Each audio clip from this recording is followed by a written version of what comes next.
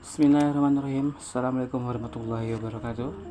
Kembali lagi ke video saya dengan tips dan trik Corel Draw di episode 3. Oke, kali ini saya akan membahas tips yang pertama, itu tentang cara penggunaan two point line. Ya, two point line ini singkatnya untuk membuat objek yang berdasarkan garis-garis lurus ya. Oke, kita langsung saja. Oke, untuk mengakses two point line ada di sebelah sini. Nah, di bawah zoom tool ini ya. Nah, kita klik. Oke, cara menggunakannya adalah pertama kita tekan di mana kita ingin memulai garis tersebut. Contohnya kita mulai dari sini. Saya tekan. Lalu kita tarik di mana dia akan berujung ya garisnya. Oke. Ketika dilepas dia akan menjadi sebuah garis. Jika kita lepas lalu kita klik ke area lain, maka dia akan menjadi sebuah garis saja ya. Nah, seperti ini sudah hanya sebuah garis biasa. Tentunya garisnya miring atau nanti kita bikinnya lurus. Nah, tapi jika kita membuatnya dengan tidak terputus, kita bisa membuat objek tertentu. Seperti segitiga contohnya, seperti ini ya. Kita ulang lagi. Saya tekan dari titik pertamanya, tarik, lalu lepas. Nah, ketika sudah dilepas, kita jangan menekannya ke area yang lain terlebih dahulu, tapi langsung kita tekan dan kita tarik untuk melanjutkan garisnya.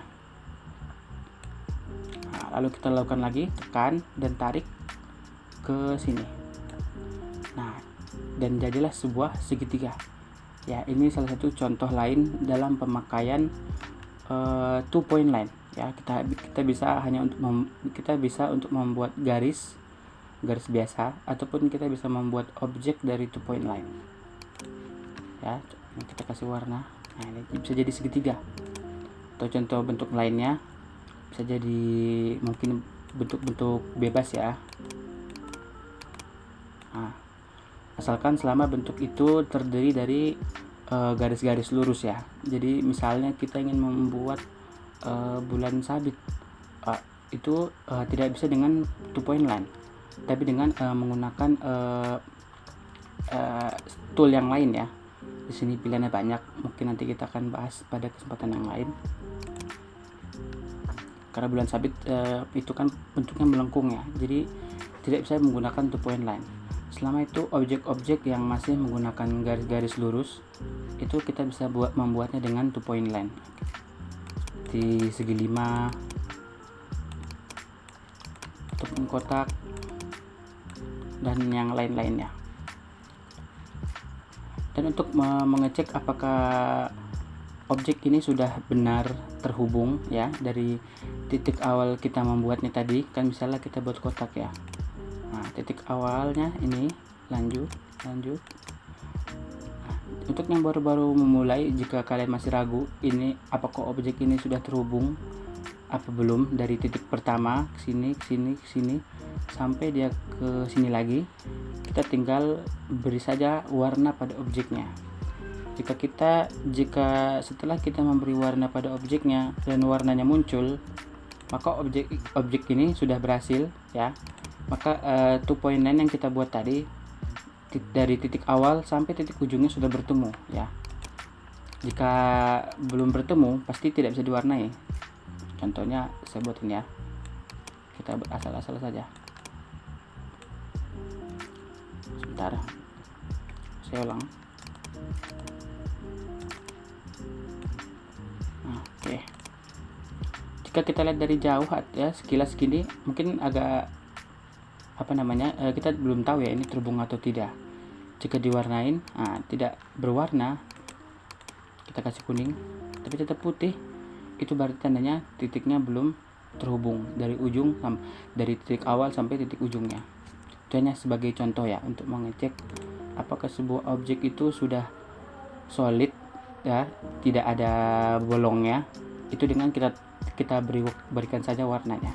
Jika berwarna berarti berhasil.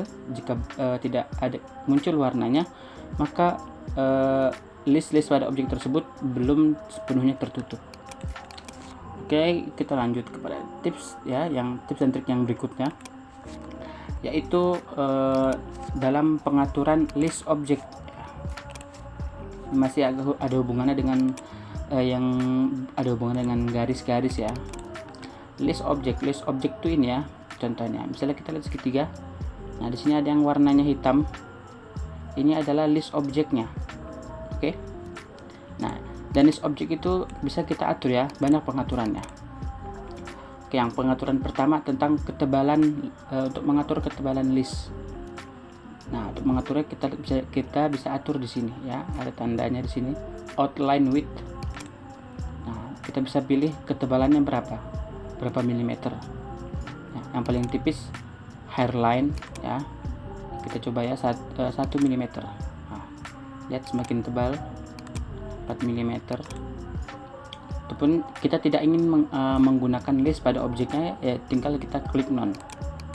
Nah, maka objeknya hanya menggunakan warna dasar tanpa ada listnya ya. Nah, tidak ada listnya. Atau cara lain, jika kita ingin menghilangkan listnya, misalnya objeknya sebelumnya ada listnya, lalu kita tidak ingin memakai list, kita tinggal klik objeknya, lalu kita klik klik kanan. Ingat ya, klik kanan pada palet warna yang paling atas nih, yang seperti tanda silang ya. Ini artinya adalah warna transparan. Kita klik kanan, nah, maka listnya pun menghilang ya, ataupun istilahnya listnya sudah kita beri dengan warna transparan, jadi tidak terlihat. Lalu pengaturan apa lagi yang bisa kita atur dalam listnya ini? Oke, kita munculkan kembali dulu ya listnya. Nah, saya akan tebalkan sedikit biar kelihatan. Oke, berikutnya kita untuk melihat pengaturan list yang lebih banyak, kita bisa klik di sini di pojok outline color. Kita klik 2 kali. Nah, outline pen, maka sini akan muncul pengaturan yang lebih banyak yang berhubungan dengan list ini ya, outline ini ya. Yang pertama ada di sini ada warna. Warna bisa kita juga pilih dari palet yang biasa di sini dengan cara kita klik warnanya dengan klik kanan. Ya, jika kita klik warnanya dengan klik kiri, maka yang akan muncul warnanya pada objeknya. Jika kita klik warnanya dengan klik kanan, maka yang akan muncul warnanya itu ada pada listnya. Oke. Lalu ini width tadi, ketebalan. Di sini untuk mengatur ingin memakai patokan apa kita di sini ya, ingin memakai sentimeter, meter, atau milimeter, inci ya, tergantung dengan kebutuhan kita. Lalu di bawah sini ada style. Nah, style ada di sini yang ada garis lurus seperti biasa. Lalu di bawahnya ada yang titik, bentuknya titik-titik seperti ini ya. Coba kita lihat. Oke. Nah, jadi seperti ini titik-titiknya ya. Kita balik lagi, kita pilih lagi, ada banyak sini ya. Contohnya mungkin titik-titik tapi yang agak lebih renggang. Nah, seperti ini. Kita coba lagi yang lain. Nah, ini. Nah, bisa kita atur ya. Dan untuk pengaturan yang tadi bisa kita temukan juga di atas ya. Di sini ya, line style. Ya, hampir mirip sebenarnya. Cuma memang kalau kita mengatur dari sini, kita bisa langsung sekaligus melihat pengaturan lainnya juga. Oke, kita lanjut lagi. Di sini ada juga corner. Di sini untuk mengatur sudutnya seperti apa. Ini atas sudutnya lancip ya. Oke. Bentar. Kita coba, ini lancip yang seperti sedang dipakai sekarang. Nah, lihat ini, lancip ya. Kita coba yang lain. Ini tumpulin ya. Oke, lihat dia jadi kayak gini ya, jadi agak melingkar gini sudutnya. Kita lagi, nah kita coba lagi yang satunya lagi tadi.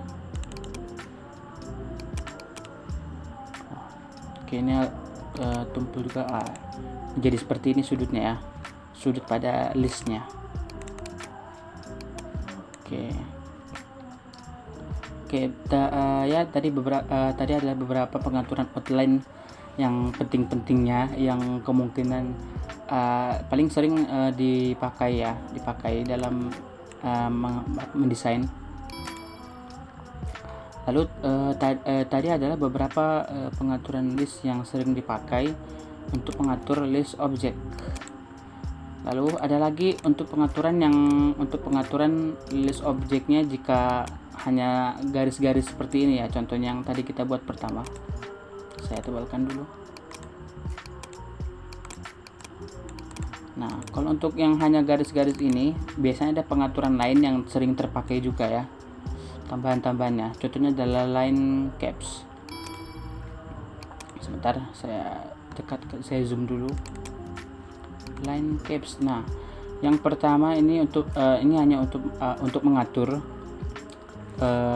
titik awal yang kita bikin itu apakah akan pas dengan garisnya atau ujung garisnya akan seperti apa.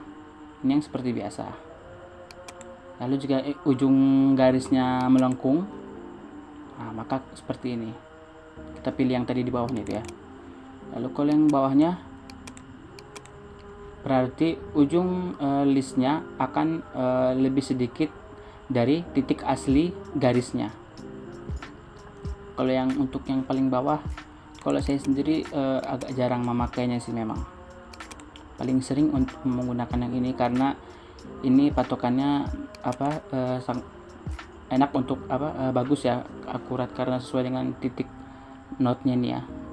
Titik awal mula kita bikin garisnya tadi dan objek listnya ini ya sama, jadi enak makanya.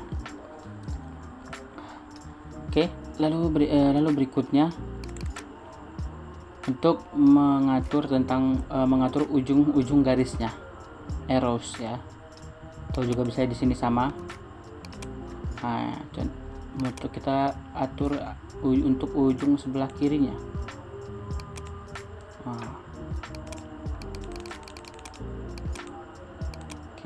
Kita atur lagi yang sebelah kanannya ya, jadi arrows tadi atau yang ada di pilihan sebelah sini untuk mengatur bentuk ujung dari garis tadi. Oke, selanjutnya kita beralih ke tips yang terakhir tentang tips dalam membesarkan atau memperkecil objek. Oke, sebelum itu saya akan memberitahu bagaimana saja cara untuk memasukkan objek ke dalam CorelDRAW. Yang pertama, kita klik file. Di sini ada import. Kita klik importnya.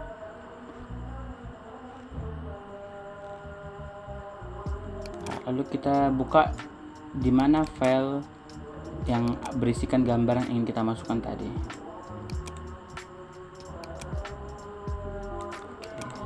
Contohnya saya pilih ini, klik import, lalu kita klik tahan dan kita atur berapa ukuran objek yang akan kita keluarkan. Saya akan keluarkan dengan sebesar ini ya. Lepas ya keluar gambarnya. Itu ya salah satu caranya. Cara kedua, memasukkan objek foto gambar ke dalam CorelDRAW. Kita buka dokumen, kita cari filenya langsung, kita klik, lalu kita tarik ke CorelDRAW-nya, masukkan. Nah, ada dua. Kalau menggunakan cara yang kedua, maka gambar yang masuk ke dalam CorelDRAW akan keluar sesuai dengan ukuran gambarnya. Oke, saya hapus, kita pakai satu ini aja. Oke, saya akan lanjutkan tips trik dalam memperbesar atau memperkecil ukuran gambar. Untuk memperbesar atau memperkecil ukuran gambar, kita jangan sampai kita menarik pada titik-titik yang ada di sebelah kiri, kanan, atas dan bawah ini. Karena jika kita menariknya dari sini, maka gambar akan terlihat gepeng, ya, akan terlihat gepeng dan terlihat jelek. Contohnya ya, saya tarik dari sini, nah, kayak ketarikan jadinya kayak jelek. Contohnya lagi dari sini, nah, terlihat gepeng.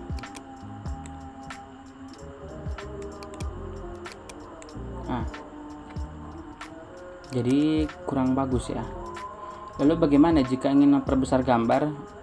Dengan cara yang bagus itu kita menariknya dari titik-titik yang di ujung-ujungnya ini. Nah, coba ya, saya tarik. Nah, maka gambar akan menjadi besar tanpa merubah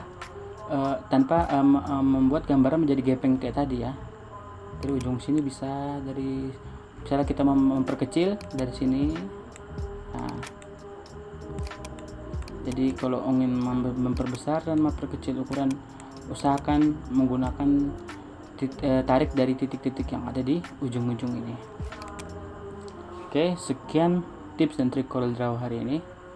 Assalamualaikum warahmatullahi wabarakatuh.